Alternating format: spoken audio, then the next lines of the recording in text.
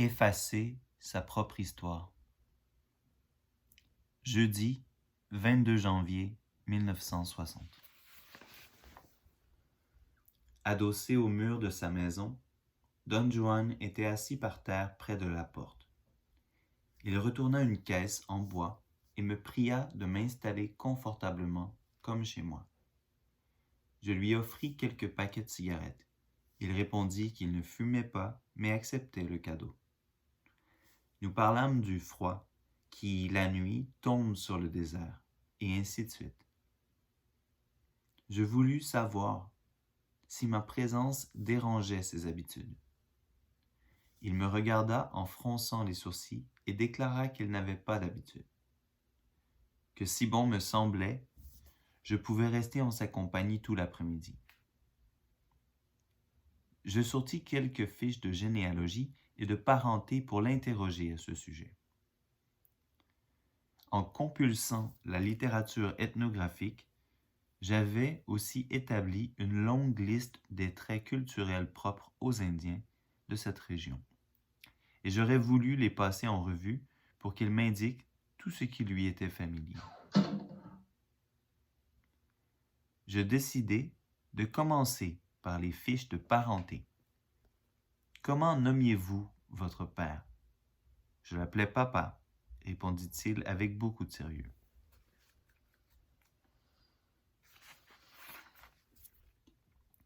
Cette réponse m'ennuyait, mais je décidai de poursuivre en considérant qu'il n'avait pas compris. Je lui montrai la fiche, un côté pour le père, un côté pour la mère, et je citai, par exemple, les différents noms qu'on utilise en anglais pour désigner son père et sa mère. Peut-être aurais-je dû commencer par la mère. Comment appeliez-vous votre mère? Je l'appelais Mam, répondit-il avec naïveté. Ce que je voudrais savoir, c'est s'il y avait d'autres mots dont vous vous serviez pour appeler votre père ou votre mère. Comment les appeliez-vous? J'essayais de garder mon calme et surtout de rester poli. Il se gratta la tête et me regarda stupidement. « Mon Dieu, en voilà une question. Laisse-moi réfléchir. » Un moment passa. Il semblait enfin se souvenir. Je me préparai à écrire. Eh bien, commença-t-il comme absorbé par sa recherche. Comment les appelais-je? Je leur disais « Hé hé, pape! Hé hé, mam! » Sans le vouloir, j'éclatai de rire. L'expression de son visage était réellement comique, et j'ignorais s'il s'agissait d'un extravagant vieillard qui se jouait de moi, ou bien d'un simplet. Avec toute la patience dont je pouvais faire preuve, je lui expliquai le sérieux de telles questions et l'importance qu'avait pour moi le fait de remplir ces fiches. Je tentai de lui inculquer l'idée de généalogie et d'histoire personnelle. Quels étaient les noms de votre père et de votre mère? Il posa sur moi des yeux parfaitement lucides. Ne perds pas de temps avec cette merde, déclara-t-il doucement, mais avec une force inattendue. J'en restai bouche bée. C'était comme si quelqu'un d'autre avait prononcé ces mots. L'instant précédent, j'avais vu un Indien gauche et stupide se grattant la tête, et soudain il avait inversé les rôles. Je me sentais stupide et il me dévisageait d'une façon indescriptible. Mais pas d'un regard arrogant, défiant, chargé de haine ou de mépris. Ses yeux brillaient de gentillesse. Ils étaient clairs et perçants. « Je n'ai aucune histoire personnelle, dit-il après un long silence. Un jour, j'ai appris que l'histoire personnelle ne m'était plus nécessaire. Et comme pour l'alcool, je l'ai laissé tomber. Cette déclaration me paraissait incompréhensible. Soudain, je ressentis un malaise, comme une impression de danger. Je lui rappelai qu'il m'avait affirmé que mes questions ne le dérangeaient pas. Il me le confirma. Elle ne le gênait pas le moins du monde. Je n'ai plus d'histoire personnelle, reprit-il, en me jetant un regard inquisiteur. Un jour, lorsque j'ai eu la sensation qu'elle n'était plus nécessaire, je l'ai laissée tomber. Ne pas le quitter des yeux me laissait espérer de pouvoir le comprendre. Comment peut-on laisser tomber sa propre histoire? En tout premier lieu, il faut avoir envie de la laisser tomber. Et alors, il faut harmonieusement, petit à petit, la trancher de soi. Pourquoi peut-on éprouver cette envie? Ma propre histoire me retenait énormément. Mon enracinement familial était profond. Sincèrement, je pensais que sans cela, ma vie n'aurait eu ni sens ni continuité. Peut-être devriez-vous m'expliquer ce que vous entendez par laisser tomber sa propre histoire. S'en débarrasser, voilà ce que j'ai voulu dire, répondit-il sèchement. J'intervins à nouveau pour préciser que j'avais sans doute mal compris sa déclaration. Prenez pour exemple votre cas. Vous êtes Yaqui et vous ne pouvez rien y changer. Suis-je Yaqui? Répliqua-t-il en souriant.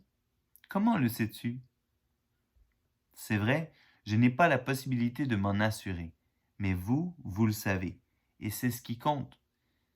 C'est ce qui constitue votre propre histoire. Le point me paraissait indiscutable. Le fait que je sache si je suis ou non Yaqui n'en fait pas ma propre histoire. Cela devient ma propre histoire dès l'instant où quelqu'un d'autre le sait. Je puis te garantir que personne ne pourra jamais en être certain. Maladroitement, je prenais tout en note. Puis je le regardais. Je n'arrivais pas à le définir et passais mentalement en revue les différentes impressions qu'il m'avait laissées. Ce regard mystérieux et entièrement nouveau qui me transperça lors de notre première rencontre, ce charme avec lequel il prétendait avoir l'accord des choses qui l'entouraient, son humeur irritante et sa vivacité, son apparence de réelle stupidité pendant que je l'interrogeais sur ses parents, et surtout la force inattendue de ses déclarations, force qui m'ébranlait redoutablement. Tu ignores ce que je suis, n'est-ce pas? Reprit-il exactement comme s'il avait pu suivre le cours de mes pensées. Jamais tu ne sauras qui ou ce que je suis, parce que je n'ai pas d'histoire personnelle. Il me demanda si j'avais un père, et sur ma réponse affirmative, ajouta que mon père représentait exactement ce dont il avait parlé. Il insistait pour que je me souvienne de la façon dont ce père me jugeait. Il insista. Ton père te connaît dans les moindres détails, et il a de toi une image définitive. Il sait qui tu es et ce que tu fais, et rien sur cette terre ne lui fera changer l'idée qu'il s'est faite de toi. Don Juan précisa que tous ceux qui me connaissaient avaient une idée de ce que j'étais, et que par tout ce que j'accomplissais, je confirmais cette idée qu'ils avaient de moi. Ne t'en rends-tu pas compte? Lança-t-il d'un ton dramatique. Tu es obligé de renouveler ton histoire personnelle en racontant à tes parents, à ta famille et à tes amis tout ce que tu fais. Par contre, si tu n'avais pas d'histoire personnelle, il n'y aurait pas une seule explication à fournir à qui que ce soit. Personne ne serait déçu ou irrité par tes actes, mais surtout, personne n'essaie de te contraindre avec ses propres pensées. Soudain, tout devint clair. Sans jamais l'avoir examiné en détail, je l'avais toujours su. Être sans histoire devenait une idée intéressante, tout au moins du point de vue intellectuel. Mais malgré tout, elle créait en moi une sensation de solitude que je considérais comme dangereuse et malvenue. J'avais envie d'en parler avec Don Juan, mais je me retins. Cette situation particulière présentait une incongruité terrible. Je me sentais ridicule parce que j'envisageais de m'engager dans une discussion philosophique avec un vieil Indien qui, sans l'ombre d'un doute, ne possédait pas le raffinement d'un étudiant. D'une certaine façon, il avait réussi à me détourner de mon intention première qui était de le questionner sur sa généalogie. J'ignore comment nous arrivons à aborder ce sujet, lui avouai-je, alors que je désire seulement quelques noms pour remplir mes fiches. C'est d'une simplicité effrayante, répondit-il. Nous en sommes arrivés à ce point parce que j'ai dit que questionner quelqu'un sur son passé constitue une énorme connerie. Le ton restait ferme. Je compris qu'il n'y aurait aucun moyen de changer son point de vue. Par conséquent, je modifiai mon approche. Cette idée de ne pas avoir d'histoire personnelle est-elle particulière aux Yaqui? C'est ce que moi je fais.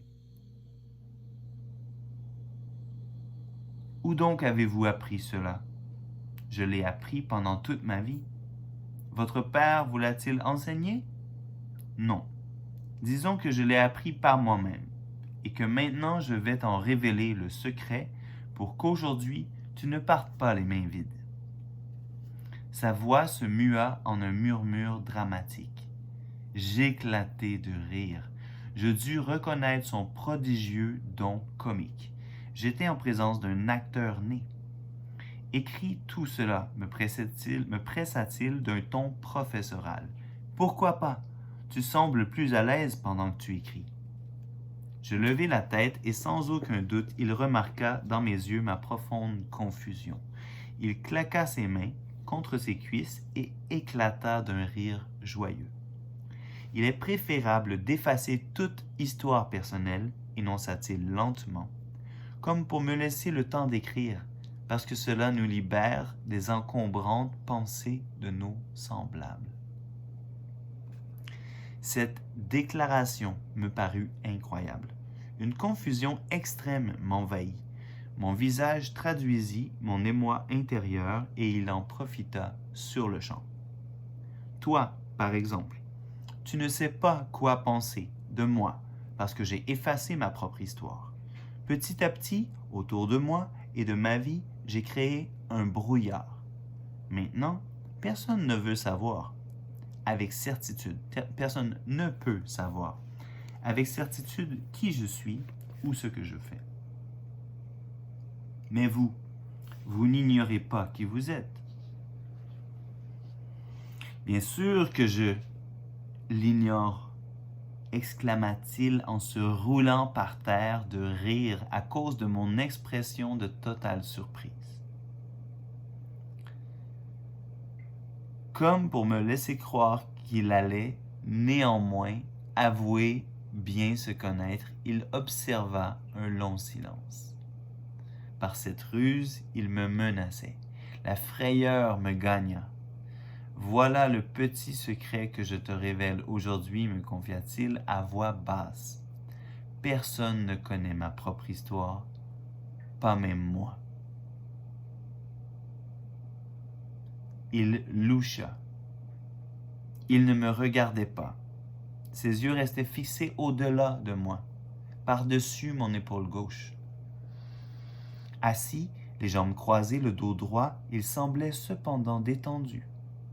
À ce moment, il était l'image même de la violence. Je l'imaginais en chef indien, en guerrier peau-rouge, des histoires de mon enfance, et ce romantisme facile me conduisit à d'insidieuses et d'ambivalentes sensations. Sincèrement, je pouvais dire que je l'aimais et du même souffle avouer qu'il m'inspirait une frayeur mortelle. Il conserva son étrange regard pendant un moment. Comment savoir qui je suis alors que je suis tout cela? Dit-il en désignant de la tête tout ce qui l'entourait. Il me jeta un coup d'œil en souriant. Petit à petit, tu dois créer un brouillard autour de toi. Il faut que tu effaces tout autour de toi jusqu'à ce que rien ne puisse être certain, jusqu'à ce que rien n'ait plus aucune certitude, aucune réalité. Actuellement, Ton problème réside en ce que tu es trop réel. Tes entreprises sont trop réelles, tes humeurs sont trop réelles. Ne prends absolument rien comme allant de soi. Il faut que tu recommences par t'effacer toi-même. Il faut que tu commences par t'effacer toi-même. Et dans quel but, demandai-je agressivement.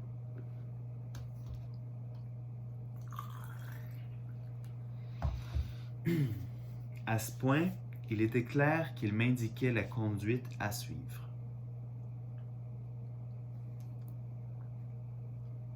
Au cours de ma vie, j'avais été tenté de rompre chaque fois que quelqu'un me permettait de me dire comment je devais agir. Et la seule pensée d'un conseil de ce genre me mettait instantanément sur la défensive.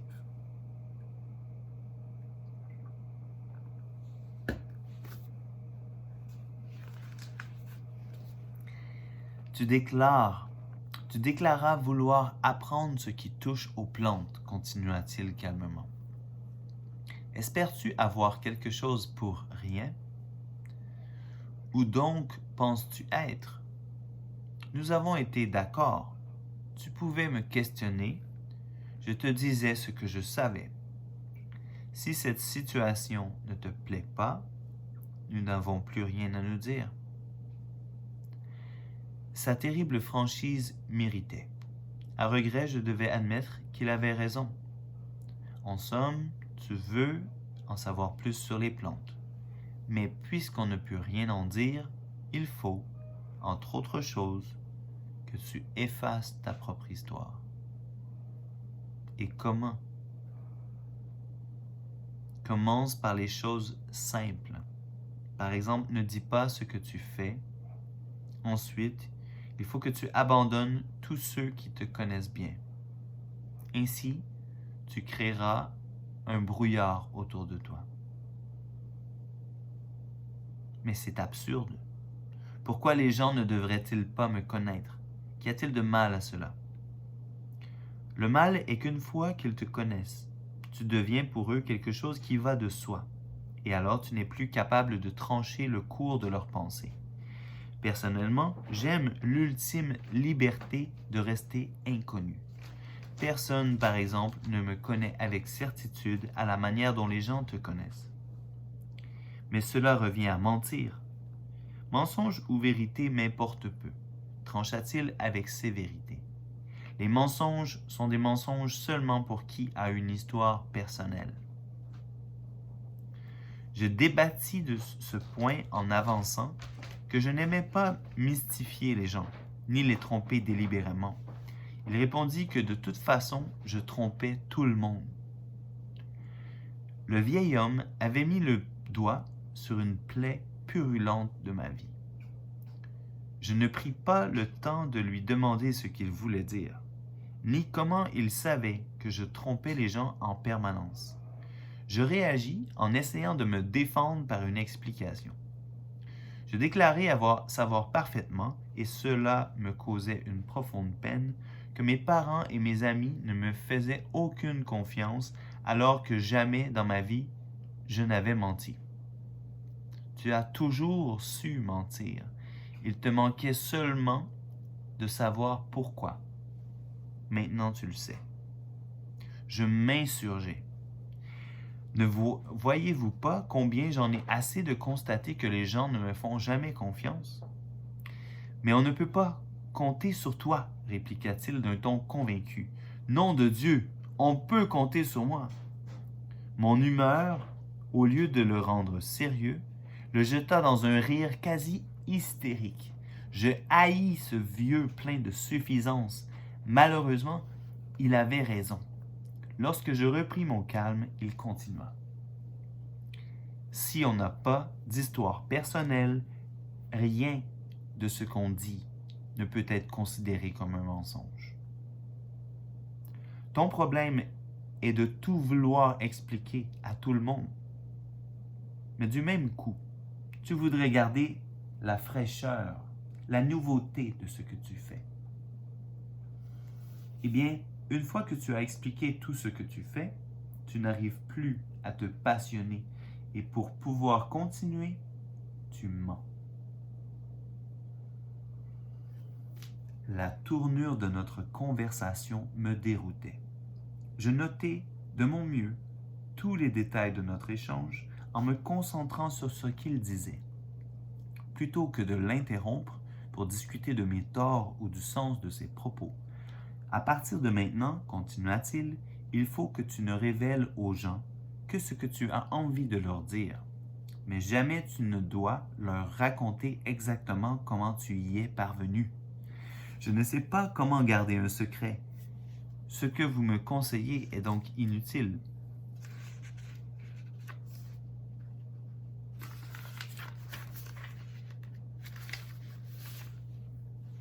Oups.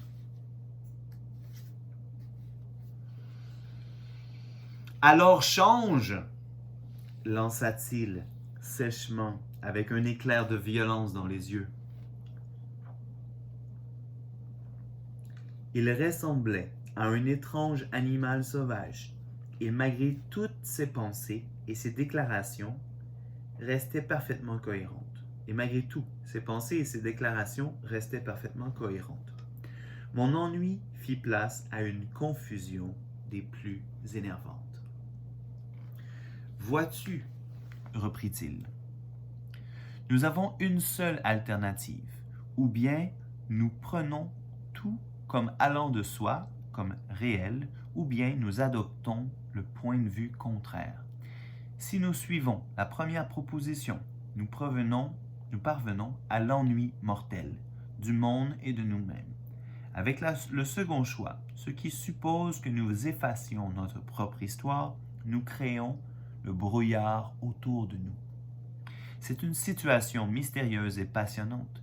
Personne ne sait d'où va sortir le lapin, pas même nous. J'avançais l'idée qu'effacer sa propre histoire risquait d'accroître notre impression d'insécurité.